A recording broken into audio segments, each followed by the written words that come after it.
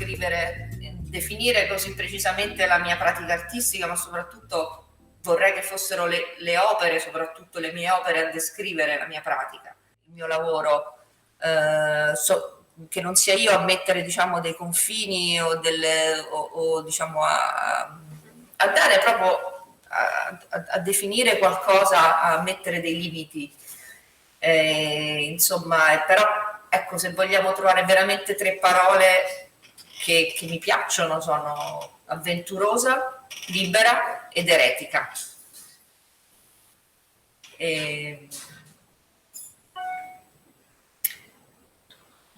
Eretica nel senso che non sono conforme neanche a me stessa. E le tre cose, le tre parole sono legate perché avventurosa appunto, è il modo in cui l'unico modo in cui mi interessa fare l'artista, cioè riuscire a fare qualcosa che mi possa sorprendere ogni volta, e dunque spesso mi ritrovo a non sapere quale sarà la mia prossima opera, e per questo veramente ogni opera è qualcosa che nasce da una sorta di azzeramento, e dunque è anche difficile riuscire a mettersi in questa condizione, no? Ogni volta insomma, in questa avventura, e è libera perché insomma credo che in questo la mia arte sia libera.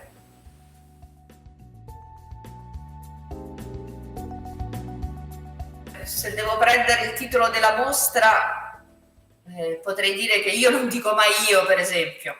Dunque, è interessante, è un titolo molto interessante, e chiaramente è legato al libro autoritratto di Carla Nozzi, che era insomma, un libro che io ho letto in parte, però sicuramente straordinario, in cui gli artisti parlano in un modo ininterrotto, in un modo completamente libero, in cui anche il ruolo del critico, diciamo, in cui è l'artista prima di tutto essere critico, no? con il suo lavoro, è naturalmente critico l'artista, diciamo, la critica è insita al lavoro dell'artista e non è qualcosa che appartiene, diciamo, appunto esclusivamente al critico.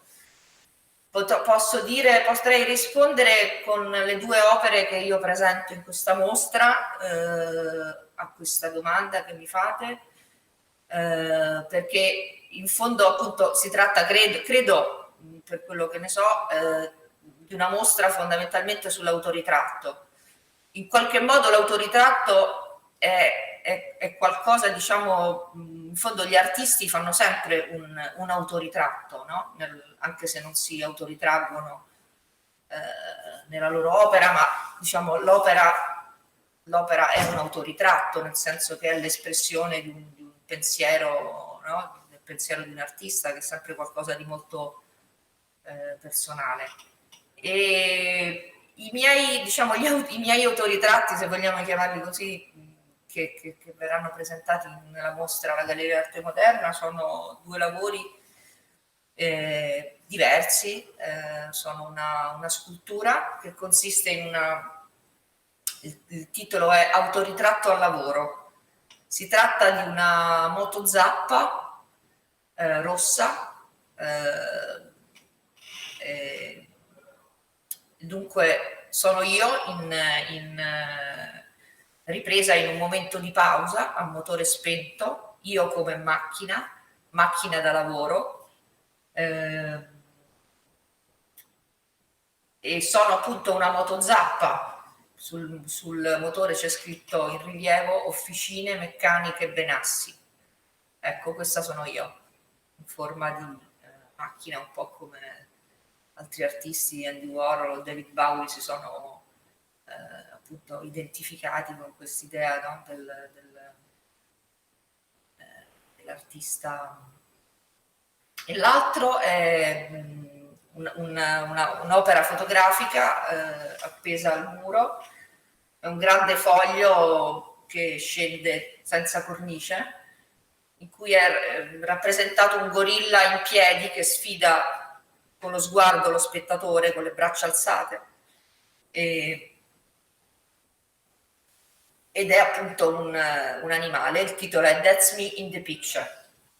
Dunque, insomma, anche questo è l'idea appunto di il gorilla è il simbolo di un'animalità sconfitta, ma che non può essere, diciamo, in realtà veramente domato. È un animale che può essere ucciso, ma non può essere domato.